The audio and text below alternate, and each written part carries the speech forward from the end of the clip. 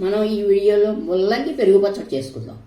ఇగో పెరుగు రెడీ చేశాను. పెరుగు ముల్లంగి కూరేసి చక్కగా ఇలాగా ఉడికించి ఉంచాను. కొంచెం పసుపు కొంచెం ఉప్పు వేసి బాగా ఉడికించి ఉంచాను.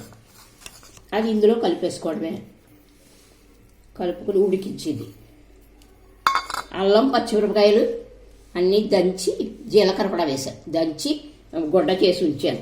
అన్నీ పంటి కింద పడతాయి, మేము పెద్దవాళ్ళం కదా నావల్లేమని వేశాను. ఇంకో పోపు వేయించి కమ్మని పోపు, ఆవాలు జీలకర్ర మెంతులు ముఖ్యంగా మెంతులు మంచి వాసన వస్తుంది. ఎండుమిరపకాయలు ఎలాగా కారం వేసాను కాబట్టి ఒక్క ఎండుమిరపకాయ చిరిపి వేసాను అంతే. బాగుంటుంది, కమ్మగా ఉంటుంది. కొంచెం ఉప్పు కూడా ఒక్క పెసరు వేస్తాను, ఇందాక తక్కువే వేసాను. పోపు కారం కూడా వేస్తున్నాను. కమ్మగా ఉంటుంది, అత్తుకున్నట్టు ఉంటుంది. పలసగా లేకుండా చిక్కగా ఉంటుంది. చక్కగా అన్నంలో కలుస్తుంది, దోశల్లోకి బాగుంటుంది, అన్నిటికీ బాగుంటుంది. ఇదిగో ఇలా తయారీ. కలర్ కూడా బాగుంటుంది.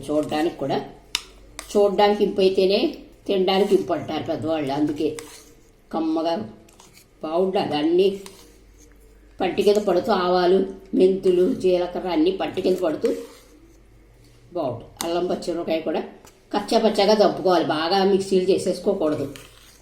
చాలా బాగుంటుంది.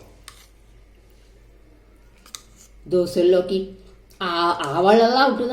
ఆవడ పెరుగుంటుంది, అలా ఉంటుంది అంతే.